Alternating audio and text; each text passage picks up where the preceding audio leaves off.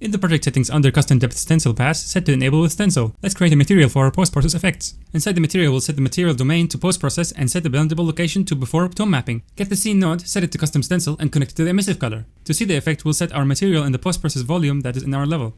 Oops, someone turned off the lights.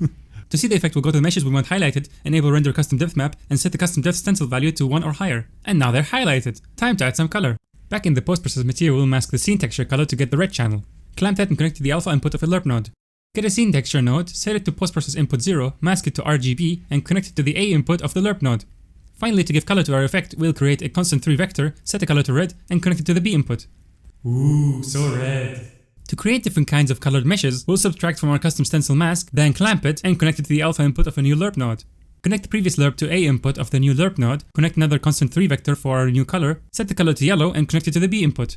In the mesh that we want highlighted in yellow, we'll set the custom depth stencil value to 2. Ooh, look at that golden guy. Now repeat the same steps to create more colors. Make sure to always subtract from the previous subtract node when adding a new color. To make sure the effect also shows the materials of the highlighted actor, we'll create a blend overlay from our post-process input 0. Connect our final lerp node to the blend of our blend overlay and connect it to the B input of our new lerp node. Lastly, connect the clamped masked custom stencil to the alpha input of the new lerp node. Now that's looking good. It's time to give the world some cool color effects. Create a scene texture node, set it to post-process input 0, mask to get the RGB, and create a blend overlay. Create a constant of 2 and make a Fresnel effect. Make a scene texture node, set it to world normal, mask it to get the RGB, and connect it to the normal input of the Fresnel node. Create 2 constant 3 vector nodes, set the 2 colors you want for the color effect, and connect them to the new lerp node. Connect the Fresnel node to the alpha input of the lerp node, connect the lerp node to the blend input of the blend overlay, and finally connect that to the lerp node of the vision effect. Ah, look at that, everything looks so much more cooler now. Let's add a nice vignette effect when in eagle vision mode. Get the screen position, connect the viewport UV to the A input of a new sphere mask node. Create a constant of 0.5 and connect it to the B input. Then create 2 more constants, set them to 0.8, minus 0.5, connect them to the radius and hardness of the sphere mask node.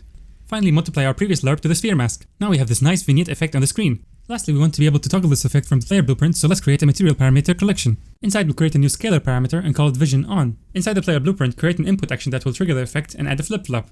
Create a timeline where we'll connect the A and B of flip-flop to the play and reverse input of the timeline. Inside the timeline, add a float track, make the length 0.35, and create a constant from 0 to 1. Add the setScalar parameter value function, choose the material parameter collection, select the vision on parameter, and connect our timeline float to the parameter value. Back in our post-process material, add a collection parameter, choose our material parameter collection, select vision on parameter, and connect it to the alpha input of a new lerp node. Create a new scene texture node, set it to post-process input 0, mask it to RGB, and connect it to the A input of the lerp node. Finally, connect our previous multiply node to the B input of the new lerp node. Now you can nicely toggle the effect. And that's it! Now we have this awesome eagle vision that we can use to sneak around and find our enemies and targets.